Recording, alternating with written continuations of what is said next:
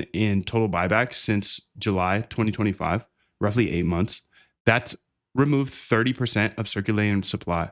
105 billion pump tokens bought back, representing 10.4% of the total supply and 30% of the circulating supply. 100% of daily protocol revenue now goes to buybacks.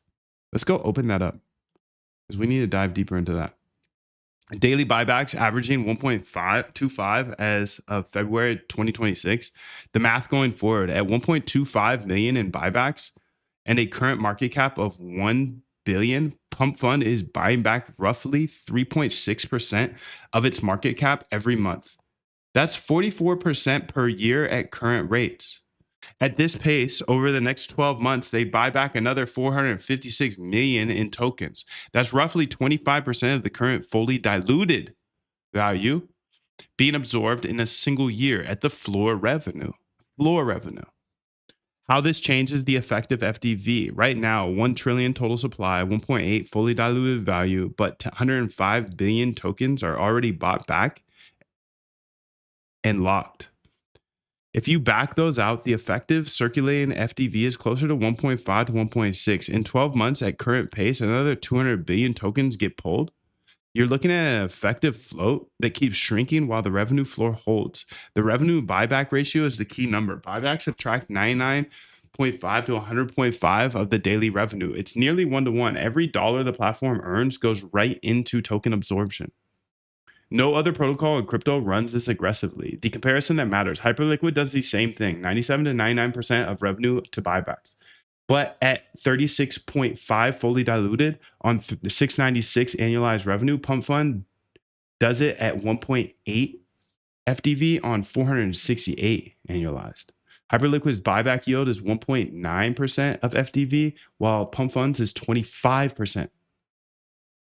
Now do one last short, concise comparison, Hyperliquid versus Pump Fund. And based off of what we've looked into today, what is the winner? Just curious what she thinks. Obviously, I have my bias. Put differently, at current revenue, Pump Fund buys back entirely FDV in 4 years. Hyperliquid takes 52 years. So it would take Pump Fund 4 years at their current rate to buy back the entire token reserve, 52 years for Hyperliquid. If meme coin activity returns to even half of its peak, Pump Fund compresses that time to under 2 years.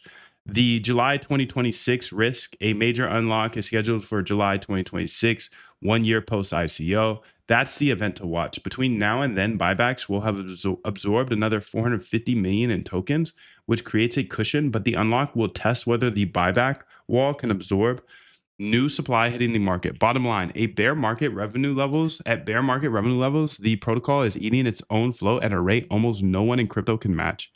If revenue even stabilizes here, the shrinking supply becomes the dominant price driver over time. So a Hyperliquid versus Pump Fund here, head to head.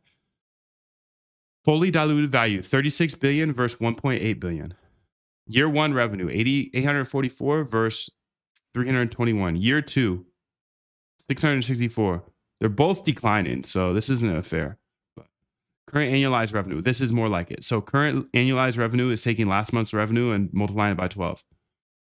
Hype, 700 million. Pump Fund, 470. I think this is the last point I need to make here is what market do people have a higher chance of winning in?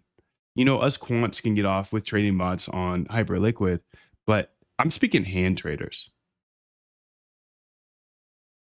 I would argue there's exponentially it's more what's called millionaires machine learning made off of Pump Fund So you find than Hyperliquid. things You get that liquidated are on Hyperliquid, predictive. you don't You might guess, oh, on Solana memes. such and such should be predictive, might be predictive, and you test it out in the computer, and maybe it is, maybe it isn't. You test it out on long-term historical data and price data and other things, and then you add to the system this if it works, and if it doesn't, you throw it out. So there aren't elaborate equations, at least not for. So profit, what's P revenue? I don't know, but 4x versus 52x. Buyback, 97, 100%.